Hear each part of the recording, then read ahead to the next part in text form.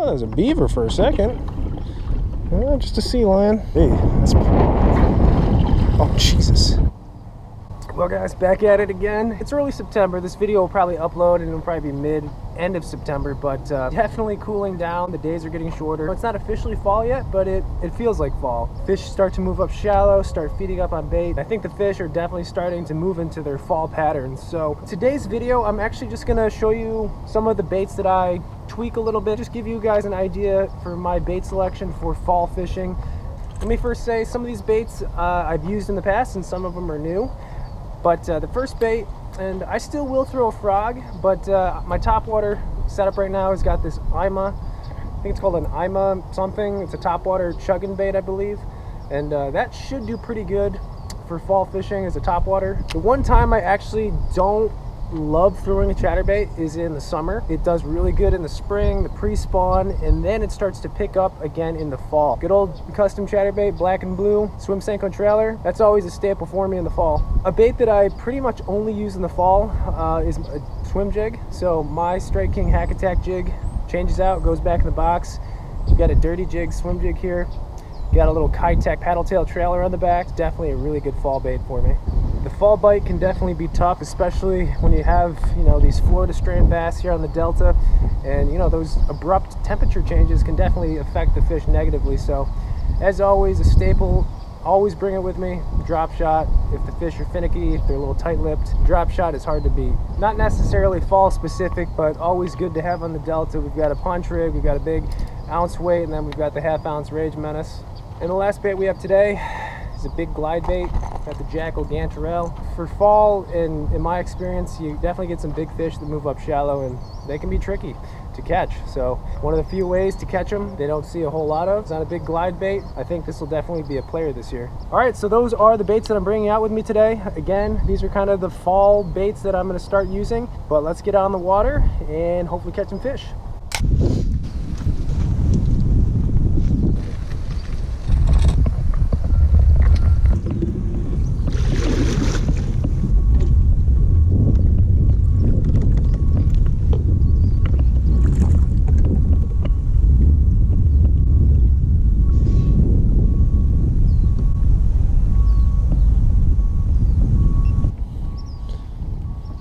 I thought it was a beaver for a second. Just a sea lion. Man, first sea lion.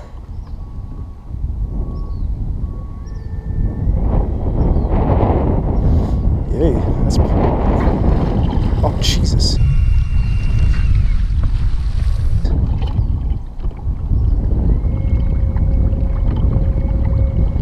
That's pretty damn close.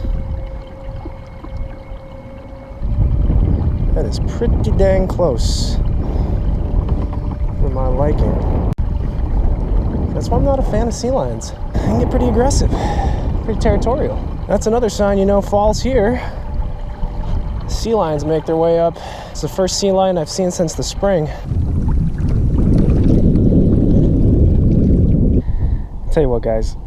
I really want to venture out into my usual spots out there, but I can feel that this wind's going to get gnarly, and with the tide as low as it is and the potential for not being able to use the pedal drive or the Torpedo, that could be a really risky ride back. So I'm going to probably hang around the marina, hang out with the sea lions. Apparently, look how shallow it is. It's shallow all the way out there too. Well, apparently there's fish in the marina if the sea lion's there.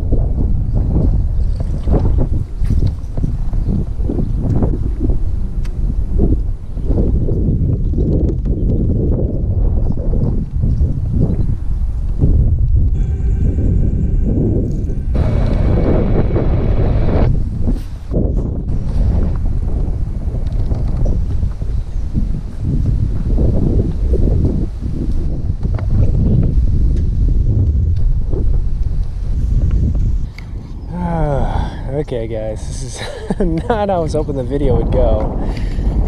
We're pretty much isolated to this marina region, so we're gonna really have to pick this apart to catch some fish.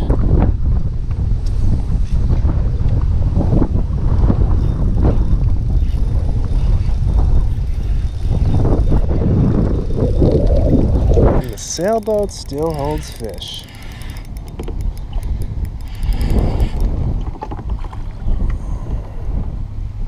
Now with sea lions lurking around, I gotta be careful when I reel these fish in because they will snatch them.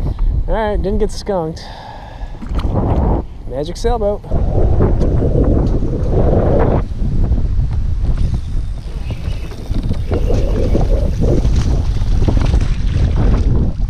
Another sailboat fish.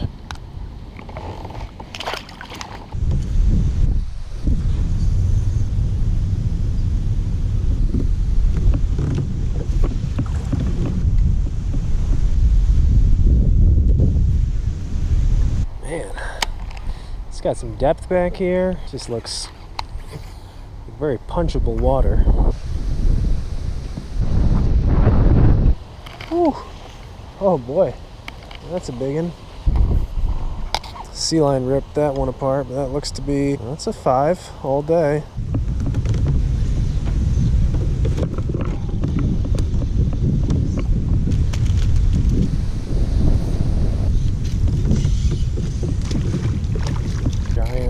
Giant.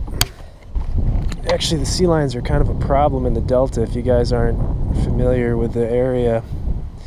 A lot of local guys say that the kind of decline in population of big fish is because those sea lions will eat a lot of those big bass off of beds in the spring. I totally believe it. I mean, they rip the salmon apart here when they run. I mean, they eat big fish, and I'm sure, you know, bass are on the menu. It says 12-mile-per-hour winds right now. I just do not believe that.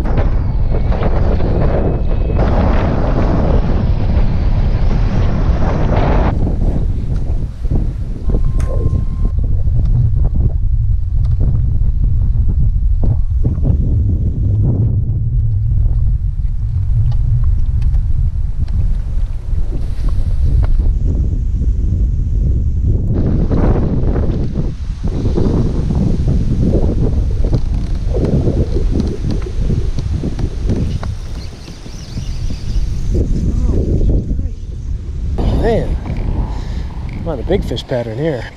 Oh, God.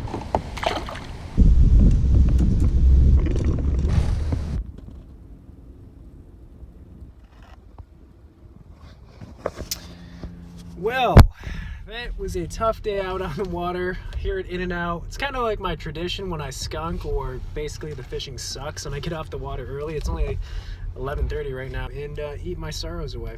But it's only happened twice this year, so I guess I can't complain. Tough day of fishing, and you know, as I've told you guys before, I show you every trip out. I always film and I always make a video of my outings, and you know, obviously uploading every 3 days and only having 2 days off a week, can't really afford to not make a video each time I go out. But I do want to be real with you guys, and I do want you guys to see the good, bad, and the ugly.